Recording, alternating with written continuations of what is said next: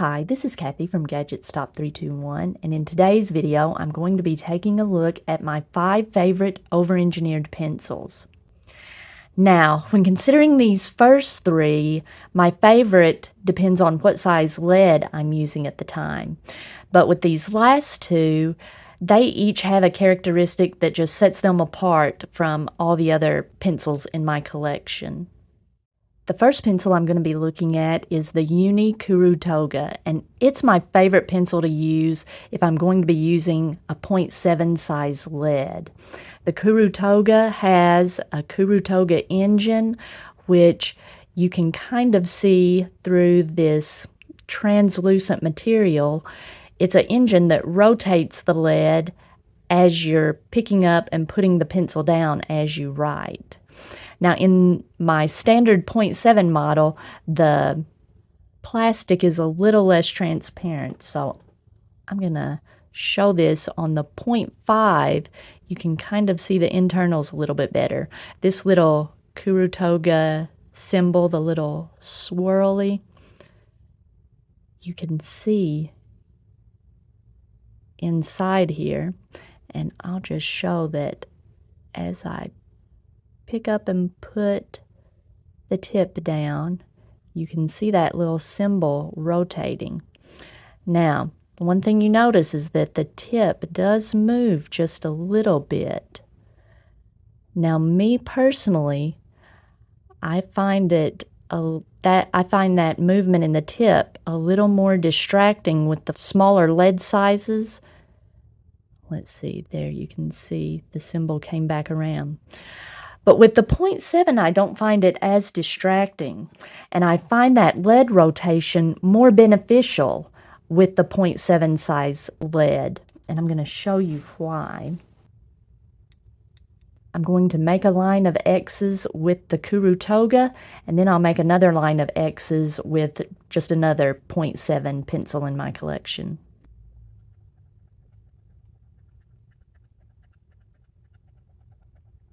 Now I'm going to make a line of X's with my Retro 51 Hexamatic. It's also a 0.7.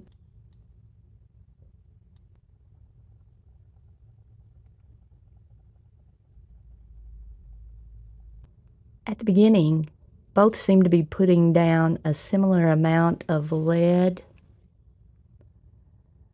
but by the end, the Hexamatic seems to be putting down a slightly wider line. Now, you may not think that that's going to make much of a difference, but if you're doing something that requires precise lines, if you're doing math or just something where you need to be very precise, that can make quite a difference. And if we look at the lead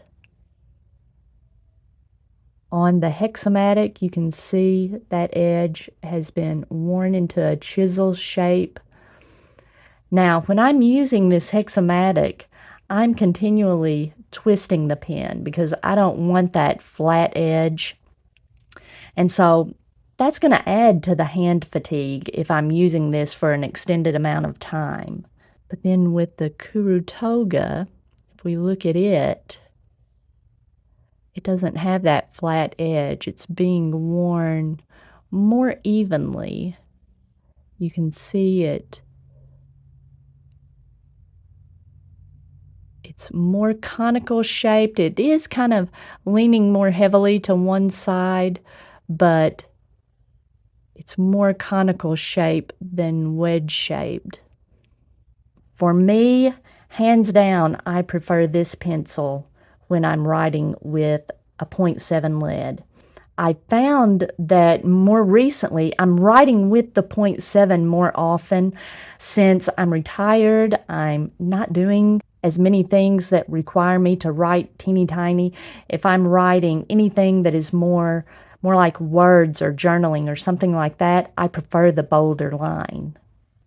Now, when I was a student in school, and even when I was a teacher and wanted to use a pencil, 0.5 was my preferred lead size, and I discovered fairly recently that the Zebra Delguard is my favorite pencil to use if I'm going to be writing with a 0.5 size lead. Now, when I'm writing with a pencil, I like to have a fairly bold line. I generally use 2B lead, and I like to have my pencil lead extended out, usually about 3 clicks.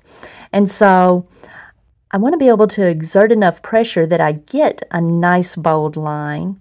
And I found that the Zebra Delguard does a good job of keeping my lead from breaking with the thinner 0.5 lead.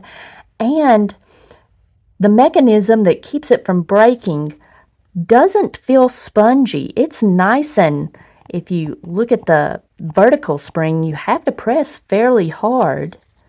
And with the sideways mechanism that keeps the lead from breaking, it takes a fair amount of pressure to make it engage. And I found that this mechanism just makes the lead feel softer on the page. I don't know. I don't notice the mechanism engaging, but maybe it is just so slightly that I'm not able to see it. And that, along with the ergonomics of the grip, it just makes it a very comfortable pencil to write with. So I think it's less about the lead breakage. I've never been one that had a lot of trouble with lead breakage, but that mechanism, to me, just makes this pencil very comfortable to write with. Another thing that has kind of drawn me to the Delguard and the Kuru Toga are the limited editions and the collector's editions that are available in those pencils. Now, I have never had the desire to write with 0.3 size lead. 0.5 was always just right. I never had any desire to go more narrow than that. But I recently came across a situation where I was wanting to make some notes in the margin of a book, and I thought 0.3 might be perfect for that because I'm going to have to be writing very small. And so I thought 0.3, that lead is going to break so easily. I'm going to get another Delguard, and I've always wanted to try one of these nice Delguards that has the metal grip. And I used this just a few times, and I realized very quickly that I'm not so much worried about breaking the lead. It's that 0.3 size lead wears down so quickly. Like I said, I like to use 2B lead, and it just wears down so quickly. And so I'm constantly clicking, or I feel like I'm constantly clicking to advance the lead. So I thought, I've always wanted to try a Pentel Orenz Nero. It's known for automatically advancing the lead. I wasn't worried about needing to rotate my pencil, so I didn't feel like I needed a Kuru Toga because this 0.3 size lead is so narrow that even if you wear it down to a chisel, it's still very fine. And so I'm going to demonstrate, let's see. Now, with the 0.3 size lead, I usually just click it out once just to give it more support. And so I'm going to see how long it takes to write this down to nothing, and then I'll compare that to the Orenz Nero.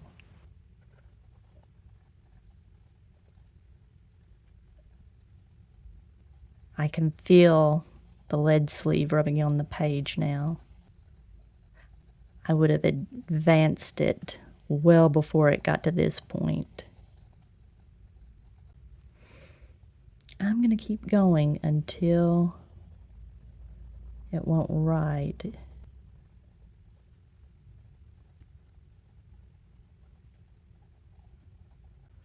Okay. There's still a little bit of the lead showing, but when you're holding it at an angle, the edge of the sleeve is preventing it from writing. Now with the Orenz Nero, I've seen that like this sleeve will move up and down. I've heard that you're not supposed to advance the lead out past the sleeve because it makes it easier to break. But just like on the Delguard, I advance the lead out one click.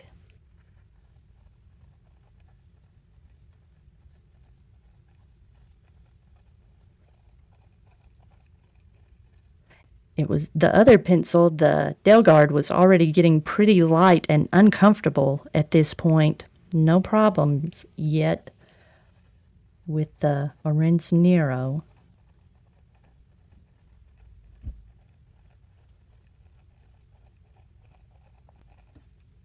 Okay. I haven't advanced the lead. And just like with the Delguard, you can see just a little bit of lead is sticking out. But this sleeve, every time this sleeve touches the paper and moves up, it advances some lead. And so you don't notice any changes in the amount of lead that's being put down, and I couldn't feel anything. Now, one of the common complaints I see about this pencil is that people talk about the sleeve catching on their paper. But the angle that I write at, I've never noticed it. I think if you write with a more shallow angle, you're going to notice that lead sleeve more. Now, the only problem with this pencil is, since it has such a fine lead, I bought it to use writing in the margins of books, and I don't do that very often, and I love this pencil. I want to write with it more, but just normal writing, I prefer a broader line. Like I said, 0.5 is my sweet spot, and if I'm going to be like journaling or writing something bigger, I actually prefer the 0.7. I really do like that bold line. You see, this 0.3 is such a little thin, wispy line that for just normal, what I call everyday writing, it's a little bit too fine. I really wish I had one of these in a 0.5 now. The next pencil I'm going to look at is the TWSBI Precision. I got it in the 0.5. This was the first, what I would call a premium pencil that I bought, and what really won me over on this pencil is the eraser. Look at that. Why don't more drafting pencils do something like this? You can see I've only used a little bit, but as you use it, you just move it up in the little holder. I love that. I haven't used very much of the eraser because I'm not a student in school. If I would have had this when I was in college, I would have loved it. I always had to carry around one of these with me because I liked those little zebra, I forget the number that's on it, the little, you know what I'm talking about, the little zebra aluminum or stainless steel pencil with the black trim. And the little eraser was like the one on the Kuru Toga. This, let's compare. Oh my goodness.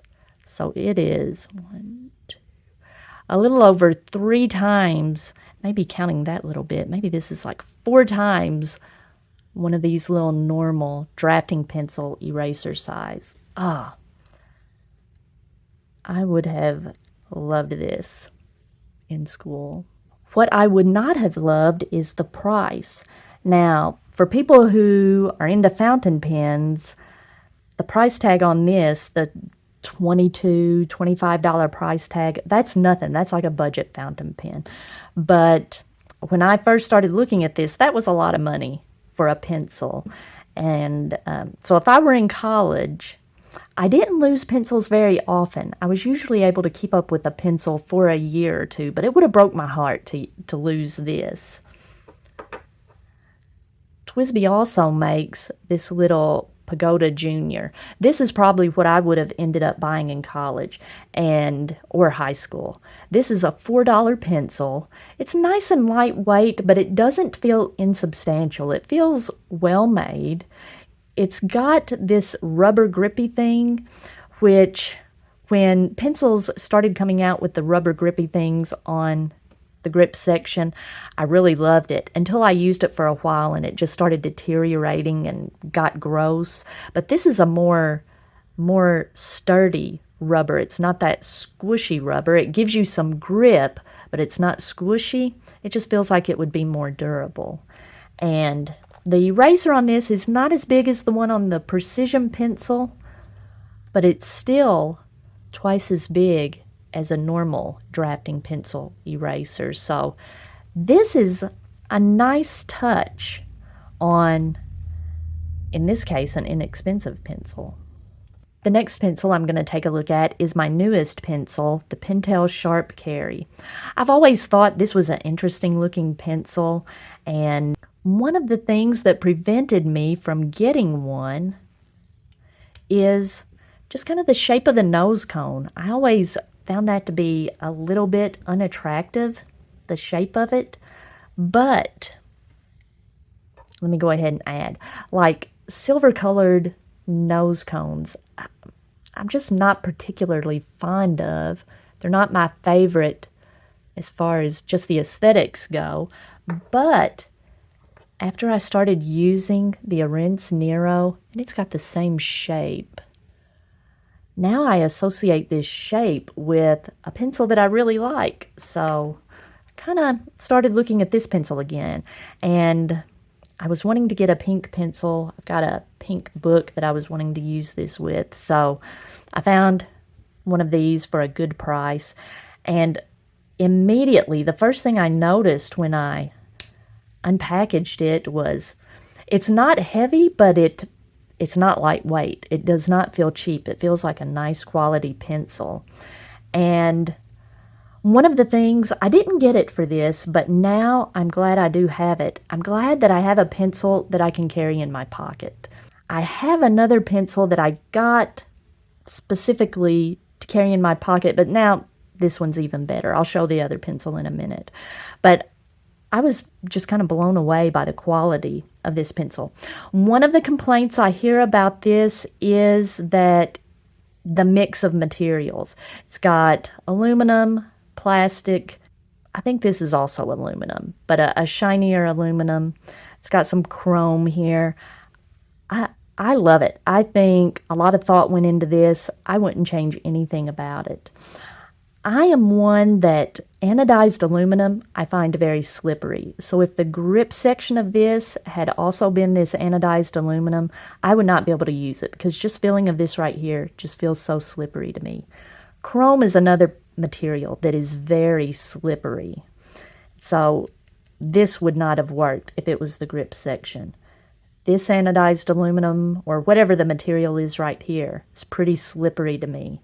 This plastic is grippy. In fact, I prefer it over, I have some pencils that have the knurling.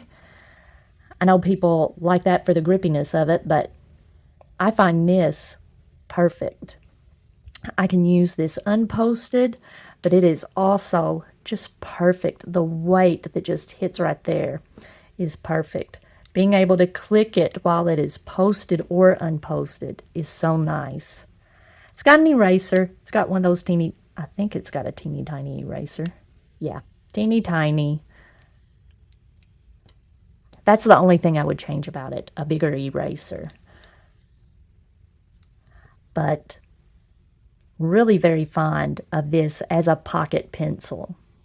My Rotring 800 was a pencil that I bought to use as a pocket pencil, but it's still, I mean, I could use it as a pocket pencil. It's a nice, sturdy brass pencil. It's got the retractable sleeve, but it's, well, not that much longer. Well, now I have a black pocket pencil and a pink one, so that'll still work out. Now, instead of classifying this as my favorite pocket pencil, though, this is just, if you want to talk about over-engineered pencils, that is just so nice, so smooth. Extending the lead, and you can keep a little bit of your lead extended. You don't have to click it back up into the pencil. Makes deploying it just a little bit quicker. Like I mentioned, I'm not usually a big fan of knurling. This is a nice knurling. I don't know if you'll be able to see it in this light, but it's not too aggressive, but it's enough that it gives you some grippiness. I just think this is a cool pencil, the Rotring 800. All right, if you found this video helpful, please give me a thumbs up, and if you'd like to see more videos like this, please subscribe to my channel.